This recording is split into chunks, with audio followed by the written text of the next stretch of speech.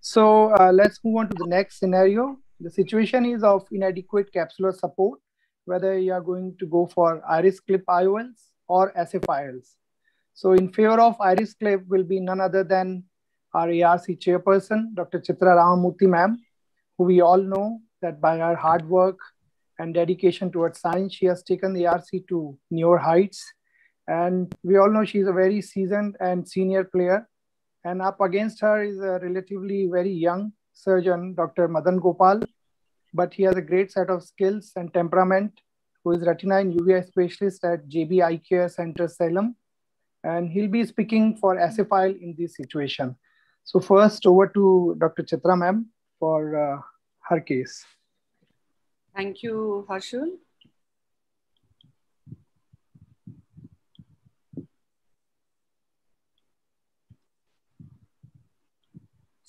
So, starting off with this debate against my young opponent, I think it's just totally a no-brainer to even discuss whether there's any other option besides iris clip IOL. I wish I could be dramatic. I wish I could show dramatic videos which would actually help me to present iris clip more favorably. But it is so simple and so factual and so complete. It is so comfortable for all, and honestly is the easiest way out for a comprehensive ophthalmologist. And it is not just for an inadequate capsular bag, but it is for most situations or all situations of secondary aphakia. So iris clip definitely stands supreme. So now, which path do I take? Do I take an easy path or do I take a more rugged, difficult path? See, let's understand, SFIOL seems to have become more and more in the domain of a vitreoretina surgeon. And then the next comes the Yamane lens. And we all know that it is creating a track, needle track in a soft eye. You might need AC maintainers. You may need trocars. You may not be able to visualize the track, and you may not have centered IOL. You may have to start all over again. And with the glued IOL too, there is a learning curve about how do you do the handshake technique and how do you externalize the haptics and so on and so forth.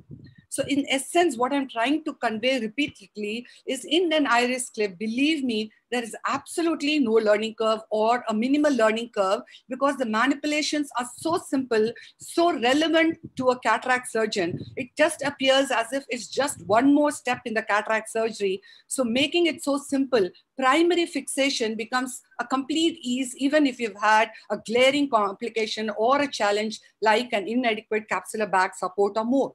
And further going on, the minimal surgical time, it's all about maximum productivity. I would rather spend if I have a choice of doing something, correcting my mistake or doing a complicated case in 5 minutes, why would I go hankering after an SFIL or M&A? I might do that just to pander to my ego, but then that would be the daily bread, would continue to be iris clip if I'm convinced that it's a safe procedure.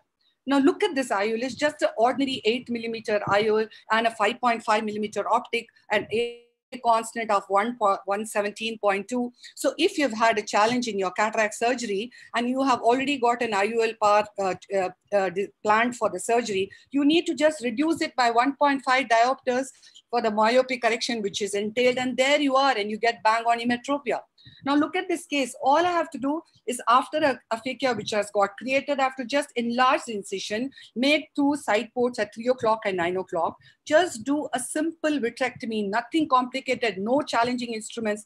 Ensure that there's no vitreous strand. Inject the tricot. Go ahead, do that, and ensure that your vitrectomy is thorough and complete. You could inject pilocarpine and myose the pupil, or else in this kind of a situation where the pupil is already moderately dilated, all you have to do, go in through the side port and just tuck in some iris between the haptics, and the surgery is done. This was a patient who came in with a bag which had got lost during surgery, and that all I had to do was to do just an iris clip lens. And I'm really not going to show you the surgery all over again. It is too damn simple and straightforward a surgery.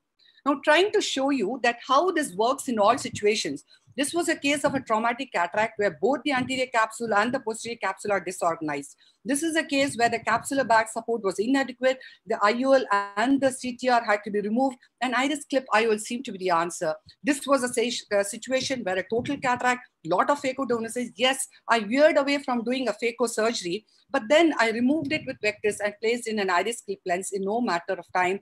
And this was again a pediatric cataract wherein All that I had to do is just wash off the cortex and then place, not even remove the bag, and place an iris clip. So essentially, we need to go and look at our results. Is it effective? Is there a quick visual recovery? Are you able to get back to routine? And there are innumerable papers which justify that. Further to this, this was a 5-year-old study which looked at the pre-op visual outcome, post-op first week, and right up to 5 years. And in all, you can see that the visual acuity remained stable throughout. If you look at another study which have compared SFIOL results against iris clip by different authors, in every time point, the iris clip lens seems to have done favorably well.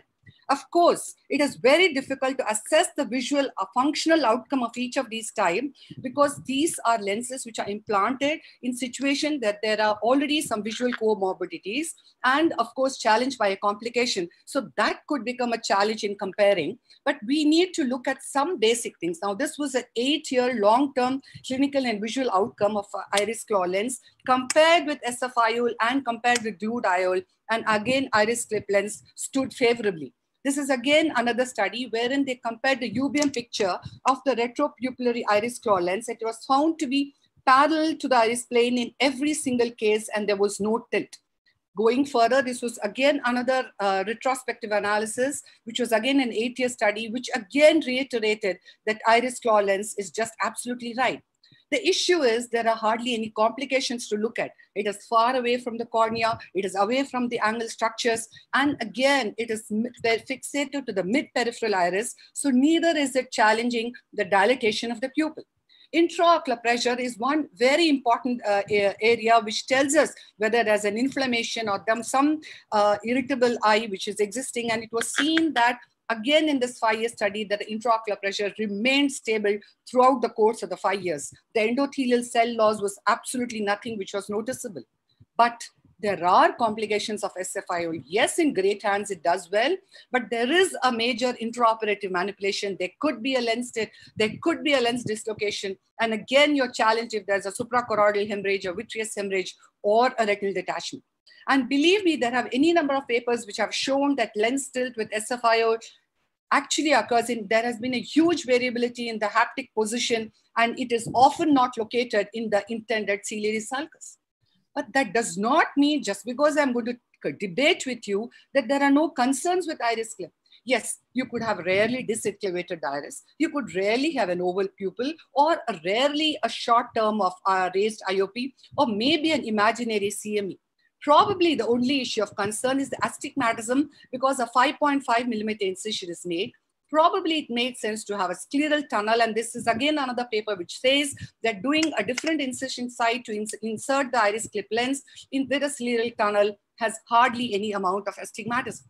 Ovalization of pupil is which my opponent may bring out. Now that again is because of a very peripheral enclavation of the iris, and that is just a learning curve. And pupillary dilatation, if at all, is challenged. It's because you need to just enclavate the right volume of iris and ensure that the side ports and the way the iris clip is placed is symmetrical. So essentially, again, if you look at inflammation in these 320 eyes, again, a 5-year follow-up, only 0.9% of these had CME. Again, the central macular thickness, which was measured in these 66 eyes pre-op and post-op, there was no significant difference at 1 year. Of course, there is no established consensus on what is the best choice to treat aphakia with inadequate capsular bag support. I agree. There is no randomized trials, I agree. But then does it not beat logic if you say that the optimal choice of the IOL is something which is straight and simple, which has no challenge in primary implantation, which barely has complication rates? Why, after quoting all these reasons, why would I look at an SFIOL? Why would I look at a Yamanaise technique? I might learn these techniques to be a prolific surgeon, but then the best method to my mind is only an iris clip lens for an inadequate capsular bag support or any case of aphakia for that matter. Thank you. Thank you very much, ma'am. But you said you didn't want to be dramatic. That